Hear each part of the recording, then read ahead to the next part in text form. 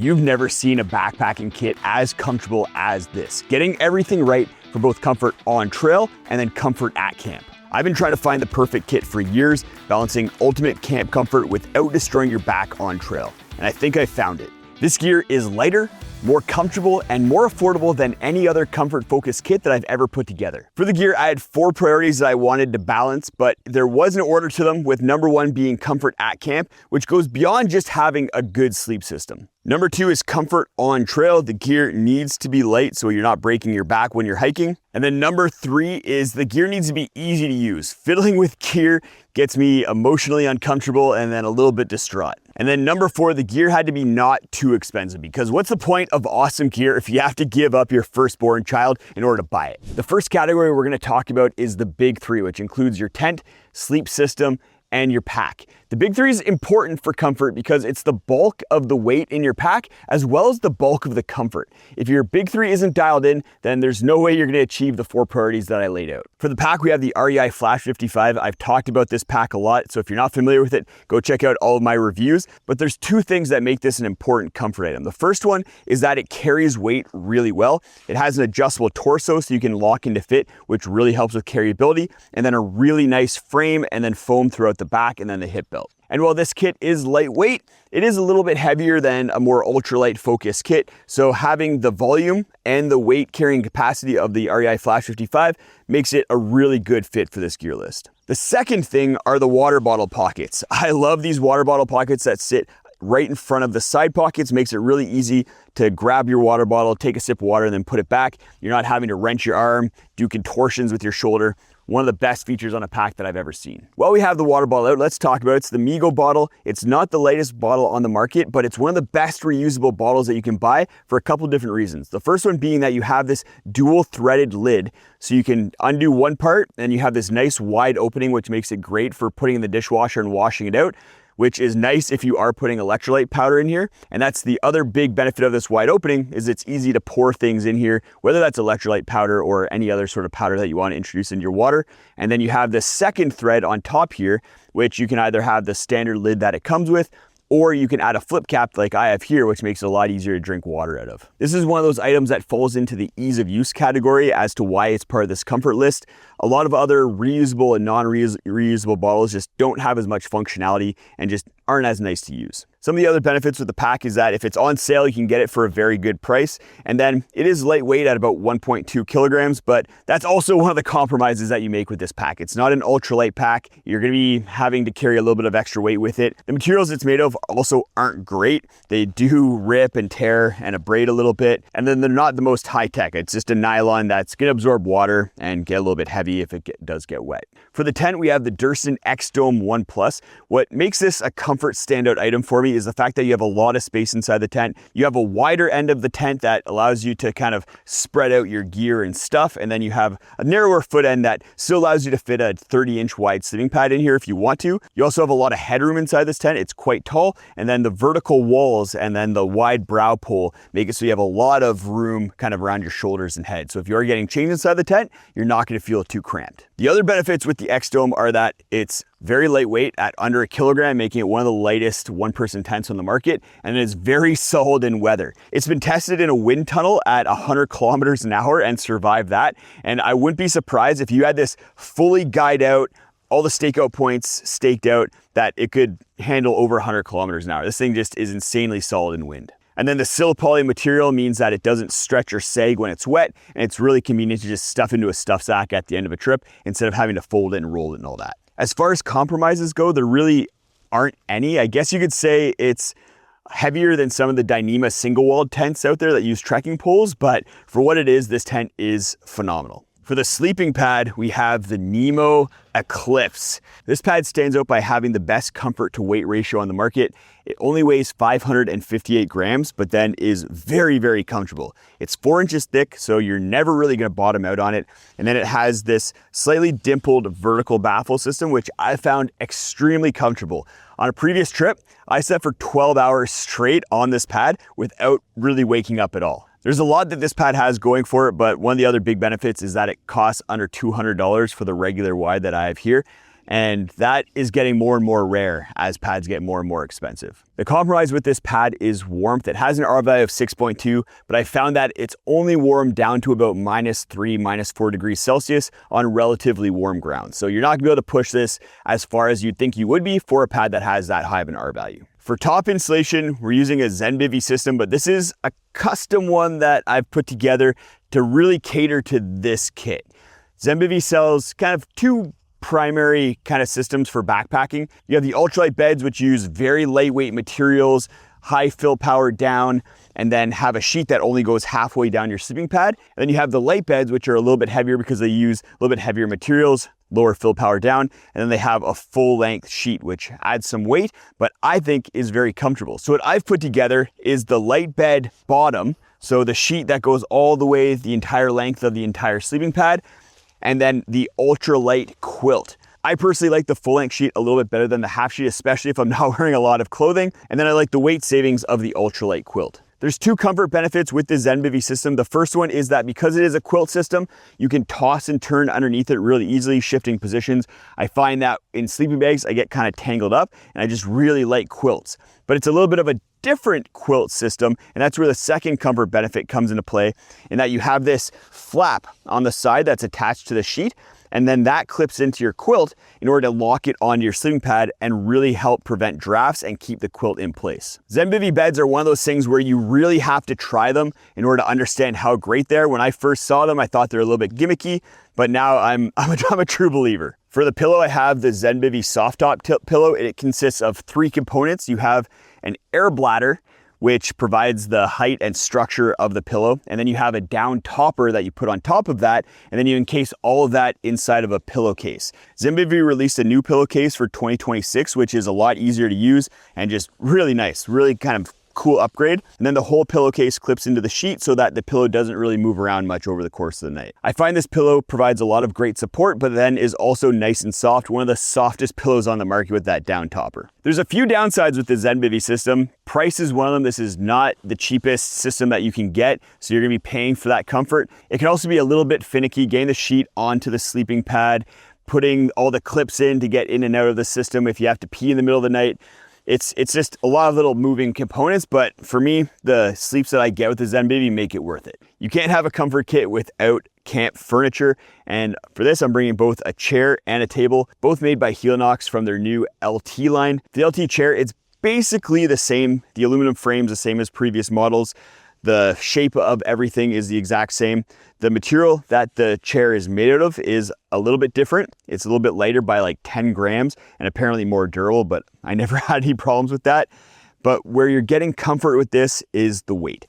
It's one of the lightest chairs on the market, but then you also get the new X strap that is included with the Chair Zero LT. And this makes a big difference when you're sitting on soft ground. You don't sink into sand or loose gravel. This is just a really nice addition and only weighs 19 grams. Other benefits are that it's decently comfy, especially if you're lounging in it, but that's where the compromises come in, and that's the fact that you can't sit up straight very easily in the Helinox Chair Zero. It's definitely a lounger, and then it's also pretty pricey. For the Table Zero, this thing has really surprised me in my testing so far. The comfort aspect is that you can get things off the ground, and it's stable enough that I've cooked on this and haven't felt like I'm gonna pour hot water all over myself. And then the other benefits are that it's very, very lightweight and very compact. It's so lightweight and compact that it's hard not to bring this on trips now. There's a couple compromises with the table though. It's not the biggest table and there's no cup holders, so you're kind of limited in what you can use it for. And then it's insanely expensive. I imagine there'll probably be some knockoffs coming just with how popular this table might be, but as it stands, the price is really high. The next category is cook and water. For a comfort system, being able to eat well on trail is really nice, and being able to do that easily and cleanly makes it even better. In order to filter water, it's a gravity system. I have not been a fan of gravity systems in the past just because when I get to camp, usually I have all the water that I need and I'm not having to filter a lot of water. But on comfort trips, you're usually spending a bit more time at camp and you might need to have a continuous water supply. And that's where a gravity system is really nice. This is the Platypus Quick Draw Gravity, and it works really well. You just fill this big bladder up with 3 liters of water, and then you have a little clamp right here in order to stop the water from flowing. unclamp that, water flows out, and you can fill up a liter of water in about 2 minutes without having to pay attention to it, which is really nice. Even though squeezing doesn't take a lot of time, like 30 seconds with the quick draw, it's really nice not to have to do that little chore. And if you have a big group and a bigger bladder, you can service a lot of people with a gravity system. The downside is that a gravity system is quite a bit heavier than just a dedicated squeeze system, and it's a little bit more finicky. I keep all of my cook stuff in this Mesa bag, however you say it. It's just a really nice shape for fitting in my pack, and then it's really easy to open it up and see everything inside of it. For my cook pot, we have the MSR Windmaster stove system. The comfort benefits of this is that it's very quiet, so you're not disturbing yourself or your neighbors when you're cooking your meals, and then it's insanely efficient. Doesn't use a lot of fuel due to the radiant burner, and then does very well in wind because of the heat exchanger system as well as that radiant burner. It's also an all-in-one system, which just makes it a little bit easier to use. You know that in this container, you have everything you need in order to boil water and cook food. The downside is that it's heavier than I would like. I wish these all-in-one heat exchanger systems with radiant burners were a little bit lighter, like half the weight.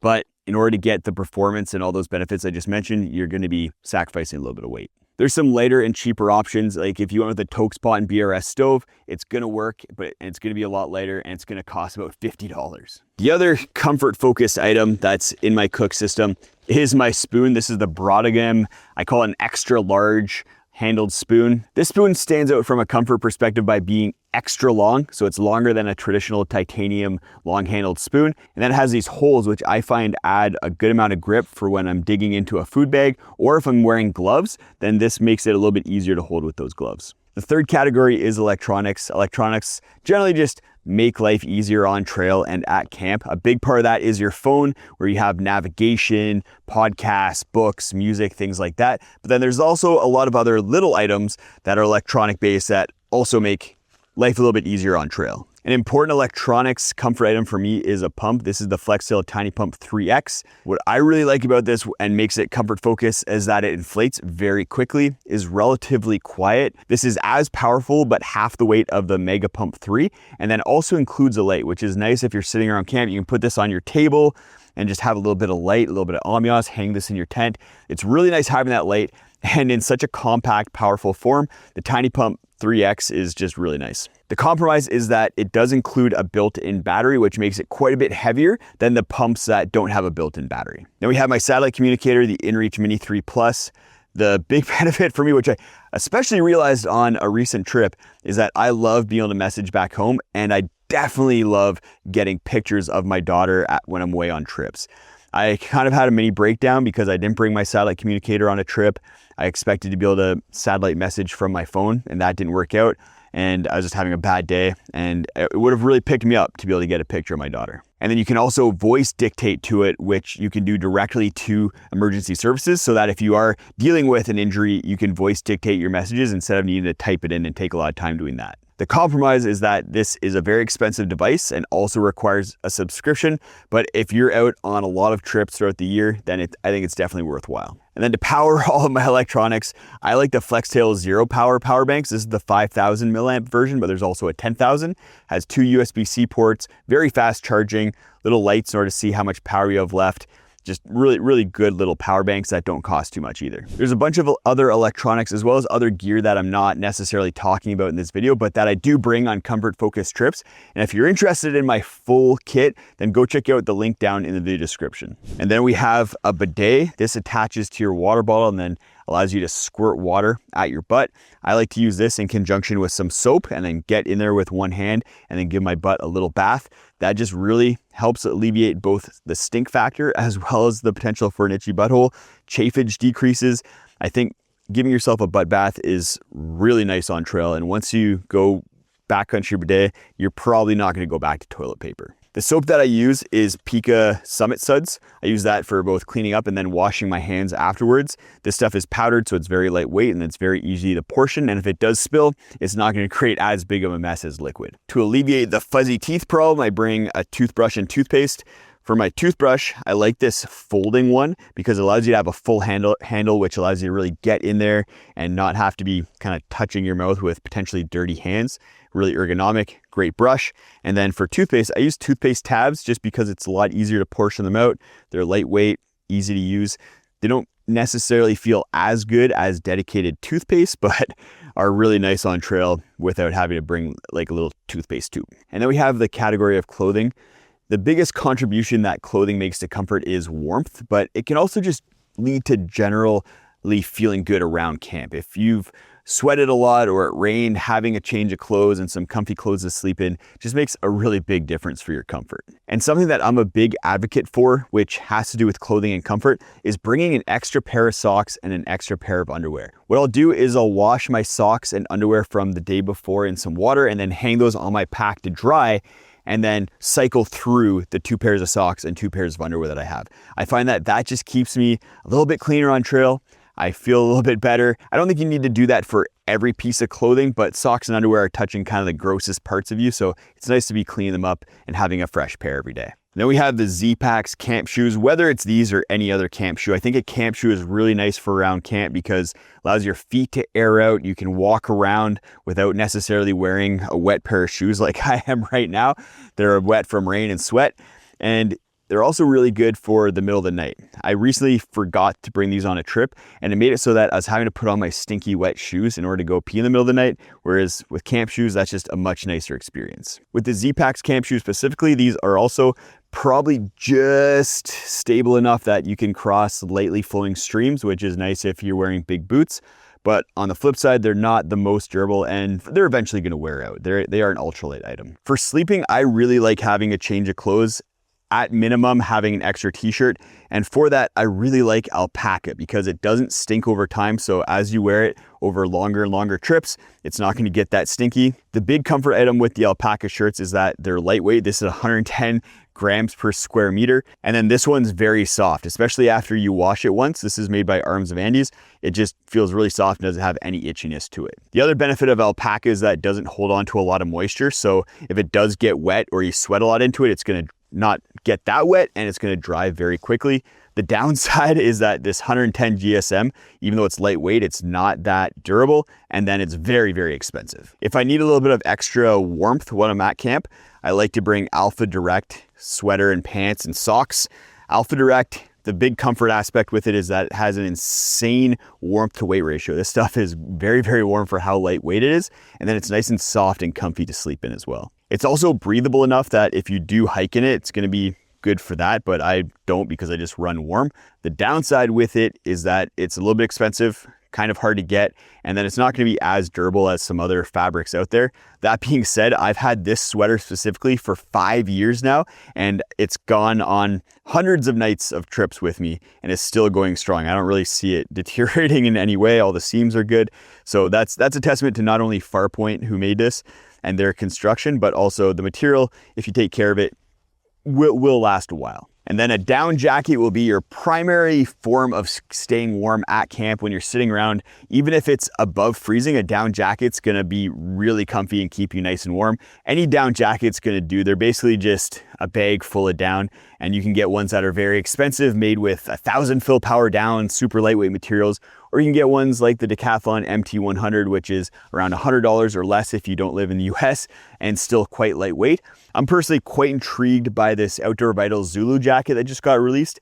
It's fairly lightweight, lighter than the MT100, but still fairly affordable, and then also is made with no stitch, kind of baffling for the down, which should help with warmth. While this kit was comfortable, go check out this video for the most ultra comfort, potentially overkill sleep system that I've ever tried, and I think that exists for backpacking.